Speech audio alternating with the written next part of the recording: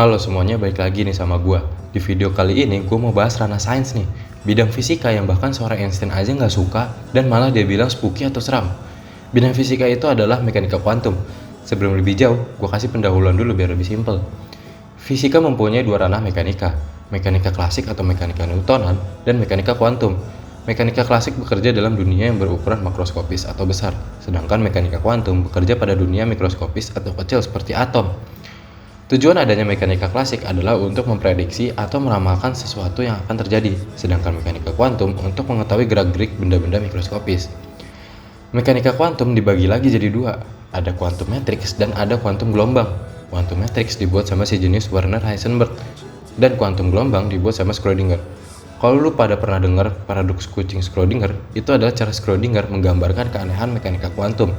Semua mekanika kuantum yang pengen gue jelasin tercakup di paradoks itu. Oke, gue jelasin aja paradoksnya. Schrödinger menempatkan kucingnya, detektor radioaktif, dan racun cyanida dalam satu kotak, lalu dia tutup. Apabila detektor radioaktifnya mendeteksi ada pergerakan radioaktif, maka racun cyanida akan keluar sehingga membunuh si kucing. Nah, di sini ada beberapa kata yang bakal asing nih. Schrödinger berasumsi kucing itu hidup dan mati dalam waktu bersamaan sebelum diteliti atau diamati. Nah, ini namanya superposisi. Singkatnya, superposisi itu sebuah partikel bisa ada di dua posisi dalam waktu bersamaan. Setelah diamati, fungsi gelombangnya runtuh, baru kucing tersebut bisa dikatakan hidup atau mati. Oke, contoh yang gampang lagi. Lu mau ke rumah temen lu, tanpa lu tahu dia ada di rumah atau kagak. Nah, sebelum lu nyampe di rumah temen lu itu, temen lu lagi dalam keadaan superposisi. Dia ada di rumah dan tidak ada di rumah dalam waktu bersamaan.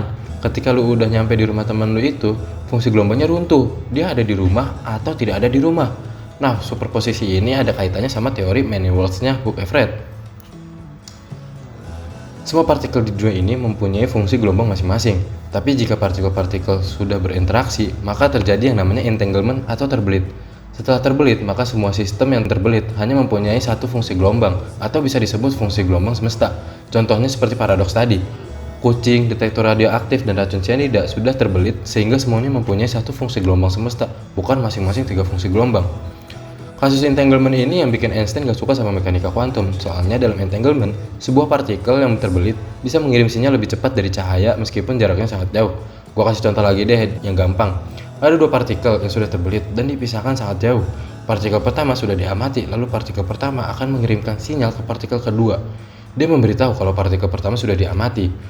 Dan bagian entanglement ini agak rumit dan panjang. Jadi komen aja kalau mau dibahas di video terpisah. Mekanika kuantum sendiri punya dua tafsiran yang paling terkenal. Ada interpretasi Copenhagen yang dibuat sama Niels Bohr, dan ada interpretasi many worlds-nya yang dibuat sama Hugh Everett. Sebenarnya nggak cuma dua itu sih. Masih ada beberapa lagi kayak interpretasi GRW, interpretasi variabel, dan lain-lain. Nah, kurang lebih segitu dulu tentang mekanika kuantum. Kalau ada yang kurang jelas, boleh request videonya atau boleh DM di @afiramadan. Atau kalau ada yang punya sanggahan juga boleh banget. See you next time.